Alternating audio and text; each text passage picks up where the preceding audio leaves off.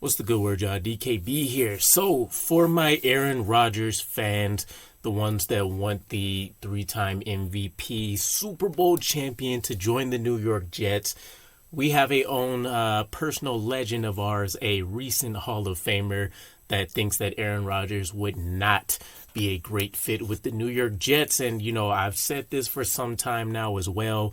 I see the obvious benefits of having a guy like Aaron Rodgers and his talent on the team. But for one of these specific reasons among two for me, I definitely think he's not a great fit. So Joe Klecko mentioned he thinks that Aaron Rodgers can ruin the locker room. So some of his specific quotes from a recent conversation regarding this was he said, "I don't think Rodgers is a fit with the young guys. I related this to myself when we came up as a young team, when we started winning. Why it was a good fit for all of us was because we all worked together and came up together. I've watched Rodgers over the years. He's a great player. You don't become an MVP 3 times without doing what he's done." And then he goes on to say when he didn't have the perfect arrangement with receivers in the line, excuse me, his attitude was condescending somewhat to the players. Garrett Wilson won Offensive Rookie of the Year. I can't see him coming back to the huddle and Rodgers lambasting him for running the wrong route. It's not going to fit. I don't see it. I think the Garrett Wilson example may not be the best situation. I don't think there's been any evidence that he's done things of that nature, like running the wrong routes. And granted, that's just an example of something that we've come to know Aaron Rodgers to do. But I do think for guys like Denzel Mims, think of like maybe a young rookie that comes in, veterans like Corey Davis and Braxton Berrios, if they're not 100% on the same page, especially with them having years in the league on their resume, that could become an issue very, very quick. But I do find it fascinating that not only does Joe Klecko think from a locker room perspective and the chemistry of the team it's not going to be a great fit, there's numerous other legends, not even tied specifically to the Jets, but people with experience in the league and that understand the importance of locker room chemistry and, team building to a certain degree, and understanding the character of, what they understand Rodgers' personality is like. Versus what we have with truly one of the youngest rosters in the NFL still, 3 to 4 years into Joe Douglas's tenure. And I look at guys like Brandon Marshall, who called him out not necessarily being a great fit for the New York Jets. I look at guys like Tiki Barber, who's recently mentioned it.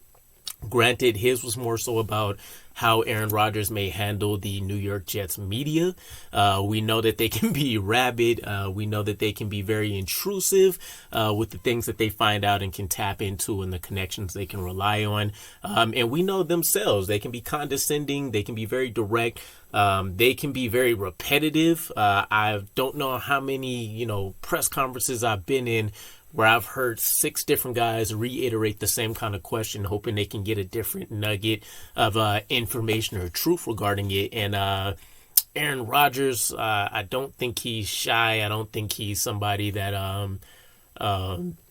is emotionally weak or anything like that. But we have seen, various outbursts from him, different things that may lead people to think that the New York market may be too rough for him.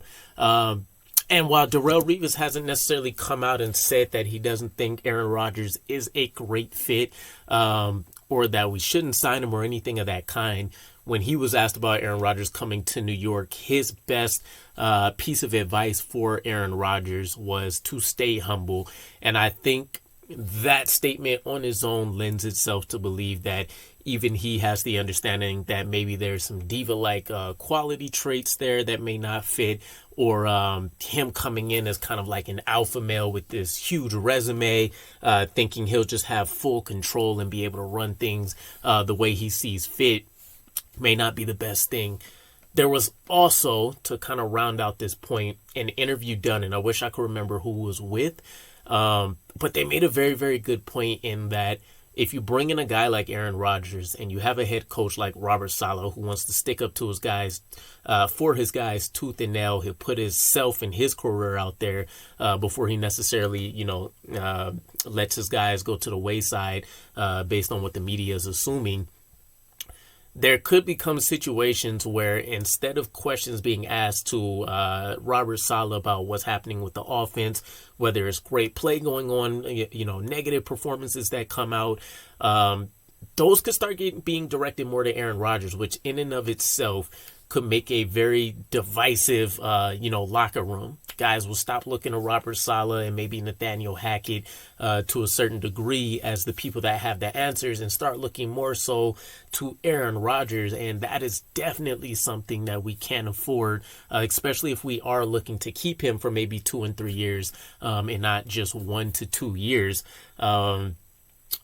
So I don't know. That's kind of where I'm at with it. I do think we take everything with a grain of salt, but I do think it's worth noting that there's numerous players with some great resumes out there, but overall just spend a lot of time in this league that are saying they just can't quite see a great connection between the New York Jets and the Aaron Rodgers for however long he lasts with the New York Jets. So let me know what your guys' thoughts are. Aaron Rodgers, is he a great fit? Do you guys not care and you just want the talent and the resume that's going to come in and hopefully we get a Super Bowl? I know we say winning cures all, but I do think there are things to a various degree that just can't, they can't be fixed by W. So again, let me know what your guys' thoughts are. I'll catch you again. Peace.